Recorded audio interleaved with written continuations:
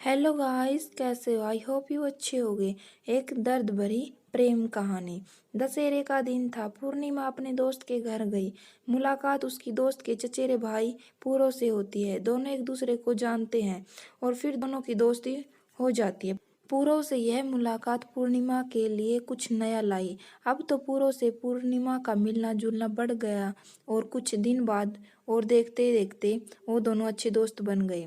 पूरो और पूर्णिमा की यह दोस्ती बहुत आगे बढ़ गई। अब तो पूरो को पूर्णिमा से प्यार हो गया था और उसने पूर्णिमा से अपने प्यार के बारे में भी बता दिया था। हालांकि पूर्णिमा थोड़ा असहज हुई क्योंकि उसके जीवन में इस खालीपन में एक ऐसा पहली बार हुआ था कि किसी के वह इतने करीब आई थी और उसका प्यार के बारे में बताना उसके सामने यह सब नया था पूर्णिमा के लिए। पूर्णिमा ने तब तो कुछ नहीं कहा। बाद में हमेशा पूरव के बारे में सोचती और अपने मन में ख्वाबों को बुनती रहती। कई बार तो उसने यह बात पूरव से भी साझा की और जो बात आगे बढ़ी तो पूर्णिमा कि इस खालीपन की जगह पर पूरो का ऐसा असर हो गया कि अब तो पूर्णिमा को पूरो से प्यार हो गया। अब दोनों की प्यार बढ़ने लगा। अब दोनों के प्यार की ऊंचाई आसमान छूने लगी थी। बात लोगों तक पहुंच गई थी और बात इतनी बड़ी कि खबर का दोनों के परिवार के दहलीज तक आ गई थी। दहलीज यानी कि घर के दरवाजे तक आ गई थी। बात जब पूर्णिमा के परिवार तक आ गई तो पूर्णिमा के परिवार वालों ने भी पूर्णिमा को बहुत समझाया मान मर्यादा के बारे में। परिवार की मान मर्यादा इज्जत व न जाने कितने ताने दिए। कई बार तो परिवार के लोगों ने पूर्णिमा के ना मानने पर उसे मारा तक, बहुत सारा कष्ट दुख दिया, उसे शारीरिक मानसिक रूप से दुखी किया। पर कहते हैं ना, प्यार के लिए एक छोटी सी चीज है कि शायद इसलिए पूर्णिमा के ना मानने पर उसे मारा तक, उसे शारीरिक और मानसिक रूप से दुखी किया।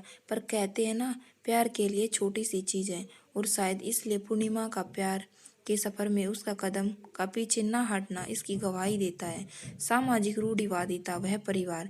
सामाजिक रूढ़िवादिता मतलब सामाजिक की जो रीति रिवाज रूढ़ियाँ परंपराएं चली आ रही हैं और जो परिवार की हैं, लाख कोशिश करने के बाद भी जब ये रिश्ता नाकाम होता नहीं दिख रहा था तो इन दोनों के पक्ष में एक दलीलें थी कि दोनों एक ही जाति व समाज से हैं। जब दोनों के इस रिश्ते को ना मानने की सारी कोशिशें नाकाम हो गई तो दोनों की सगाई करवा दी गई। इसे पूर्ण रूप से दोनों के प्यार की जीत तो नहीं कह सकते, पर हाँ, यह एक पड़ाव तो जरूर था शारीरिक व मानसिक दुख से छुटकारे का। ये एक पड़ाव तो जरूर था शारीरिक व मानसिक रूप से दुख था उसके छुटकारे का। ये पड़ाव तो जरूर था समाज के लोगों से मिलने वाले ताने और यह एक पड़ाव जरूर था जिसे मिलने जुलने में लगी हुई पाबंदी। दोनों अब एक ऐसे रिश्ते में बन चुके थे जहां वो अपने शादी के और आने वाले कल के जिसमें वो साथ होने के ख्वाब संजो रहे थे। पर कहानी का यह सफर यहाँ पर खत्म नहीं होता। कहते हैं ना, नियति कुछ और ही चाहती है। कल घनघोर है। आज पूर्णिमा बहुत खुश थी कि कल घनघोर है और पूरा उसे मिलने वाला आने वाला था। बात थोड़ी सामान्य होने लगी और जो घर के लोगों ने भी थोड़े बहुत खुश हुए। पूर्णिमा खुद को संवारती है, सजती है, बार बार आईने में खुद को निहारती है, देखती है बार बार।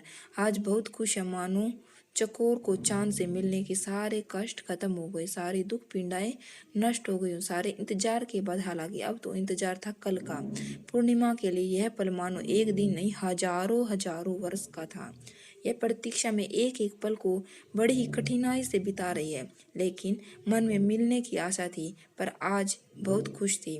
वही दूसरी ओर पूर्व पूर्णिमा से मिलने के लिए अपने वहां से निकला और दुर्भाग्यवश रास्ते में पूरव के साथ दुर्घटना हो जाती है और उसकी मौत हो जाती है। इस बार का पूर्णिमा को बेखबर थी। पूर्णिमा के परिवार वालों ने पूर्णिमा को यह बात नहीं बताई थी। इधर पूरव की अंतिम यात्रा पर चलने को तैयार है, उनका दाह संस्कार होने वाला है, तो उधर दूसरी ओर इन सब से अनजान पूर्णिमा उनके इंतजार में व्याकुल और उनका मन बेचैन है। अगर आपको यह दर्द भरी हुई कहानी अच्छी लगी हो तो प्लीज चैनल को सपोर्ट करना, लाइक शेयर और सब्सक्राइब करना न भूलना। धन्यवाद।